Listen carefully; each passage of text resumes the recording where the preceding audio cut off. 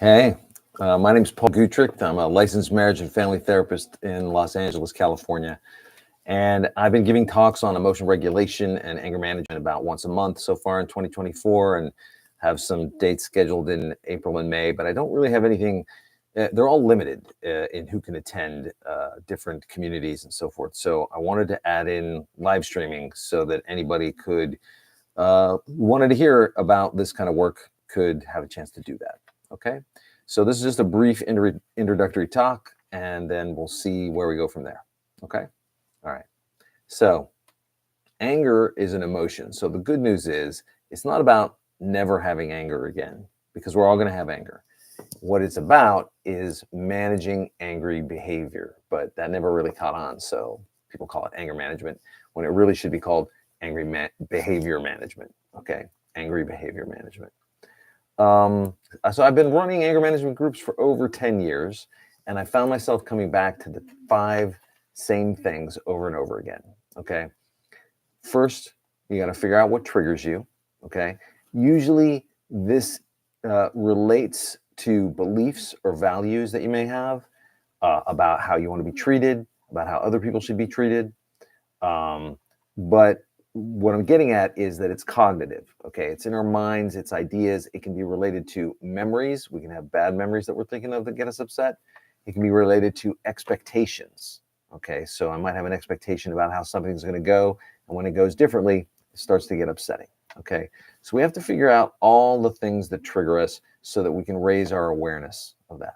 All right.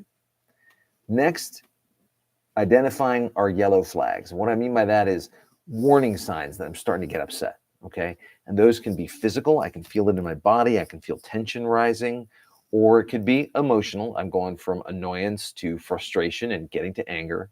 But it could also be a cognitive yellow flag. So that could be something like, oh, here we go again, thought like that. Or if they say this one more time, I'm going to let them have it, right? Those are yellow flags. Those are warnings that we're going in the wrong direction, okay? So what we want to do with the warnings is use those yellow flags to take a break, to ask for a break. And there's a number of different researchers all through kind of social psychology and psychology who advise when you're going to take a break, you need to tell the person how long you need. And that is so that they don't feel ignored or dismissed or even feel abandoned. Okay. That way, when you say, I got to pause right now, and you try to leave the room, they don't come after you and say, no, we're finishing this right now, or something like that. Okay. So it's important to ask for a break and also say how long you need. Give me 15 minutes. Let's take an hour. I'm going to go work out and come back. It could just be a brief break, right? But you need to lower kind of the energy in the room. So you're going to want to, when you're on that break, you're going to want to discharge some of the energy. Okay. So again, it doesn't have to be a full workout. Maybe it's, and this is research based from dialectical behavior therapy created by Marsha Linehan. It could be 10 seconds of push-ups. It could be jumping jacks, right?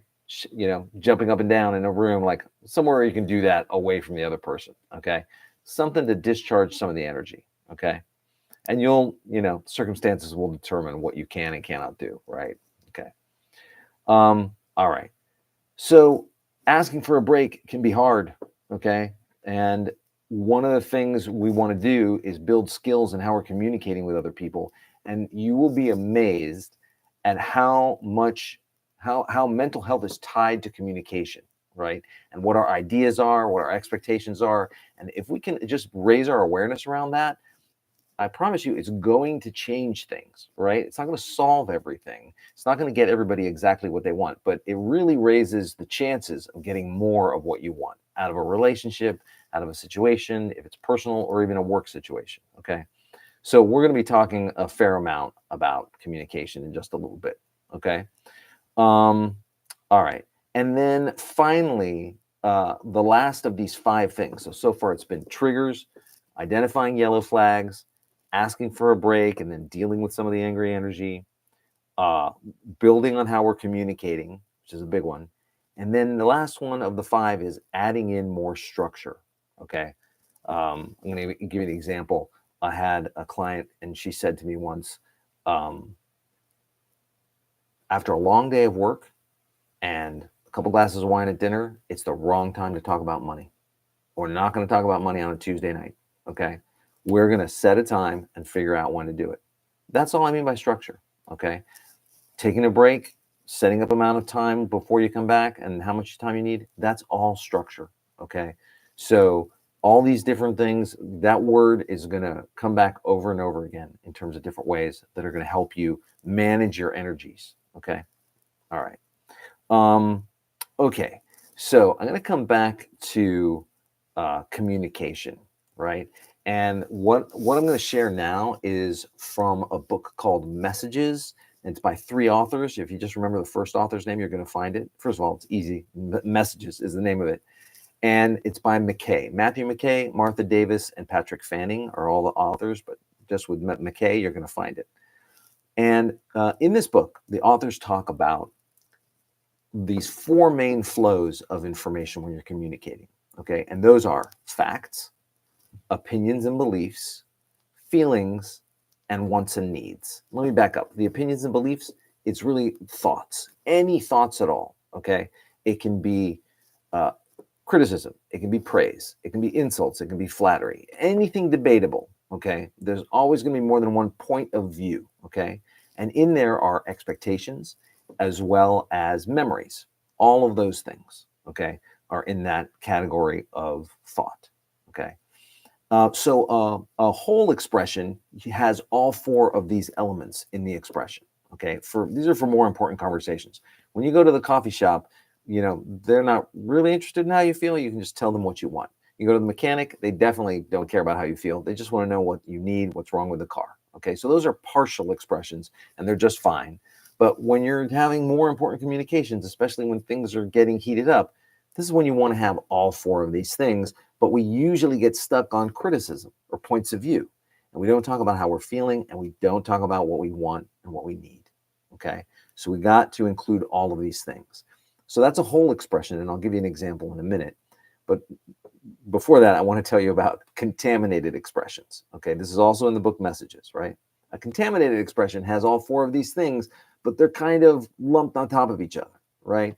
So even just saying, shut up, that is a contaminated expression because it includes all 4.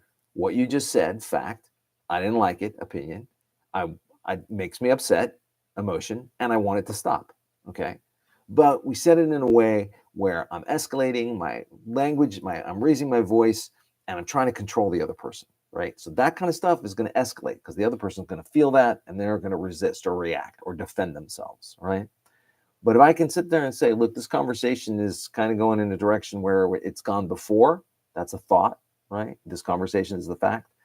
So I'm starting to get a little heated up and I need to take a break. That's an example of how you do that, okay? Now, it sounds like a lot of language, and it is. It's kind of slowing down the whole interaction, and that's a good thing, okay? Yeah, there'll be times when you don't have time to slow down and so forth, but one thing at a time. Like in an important conversation where you want to stay with the goal of whatever it is, maybe talking about finances or talking about responsibilities around the house or whatnot, okay? Or planning an event or anything, you want to include all of these things. They're going to be really helpful, okay? What you're doing is you're adding, this is a quote from the book Messages, you're adding more context so the other person can build more understanding. If the other person understands what you need, that gives them an opportunity to fulfill a need, okay? And people like doing that. We all like being of service to another person, okay? When we can, okay? All right.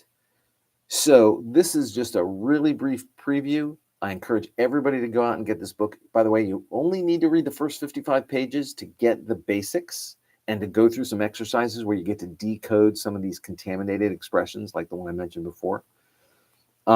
So what I want to end with, 2 things. One is this is all about raising awareness of how we are in the moment. Because when we blow up, I've had so many people say to me, I didn't know what happened. I just blew up. I went from 0 to 1,000. Okay. But the idea is that something's going on before we get to that moment. And if we can figure it out, then we can de-escalate from that earlier moment and we won't get to the blow up. We won't get to the angry reaction. All right. So one of the ways you do that is by giving yourself through the day little check-ins. I call them moments of transition, right? Like when you finish watching this, take a moment, think about what you liked about it, what you didn't like about it, then think about whatever's coming next, right? And just know that in addition to whatever you think might be coming next are unexpected things, unconscious expectations. Like I might not even realize that I have an expectation about what's coming next, okay? You can use this when you wake up. You can use it when you're going to work, or if you're working at home, when you finish work and you get up, all right, I'm taking a break. Work is here. I'm going into the living room where my partner is, and we're going to have a conversation. They don't know what's going on with me at work. And when I walk through that door, I don't know what's going on with them either, right? So it's just ways of building a little space in the interactions so I don't jump to what I think is going on, okay? All right. So thanks for listening. I'm going to try to keep doing this about once a month. I'm going to go into more details. Happy to answer any questions. And if anybody is interested in counseling, I encourage you to look around whatever city you're in for low fee counseling. In Los Angeles, there's some great organizations like Maple Counseling Center, Southern California Counseling Center, Airport Marina Counseling Center. And they're low fee because they are training therapists who are then supervised by licensed, experienced therapists. And those are the folks that are able to provide the low fee counseling. Okay. I supervise some clinicians in training through the Maple Counseling Center, and it's a nonprofit. And I'm also on their board. Okay. This is all like free advertising. There's no financial gain of any kind at all, or even promoting that book Messages. I love it. I have no connection to that book whatsoever. It's just a great book. And speaking of books, last thing, there's tons of material already out there. Search around for a book or two. Most likely it's going to be on audio as well.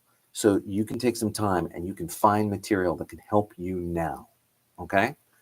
All right. Thanks for listening and watching, and we'll do another one hopefully soon. Okay.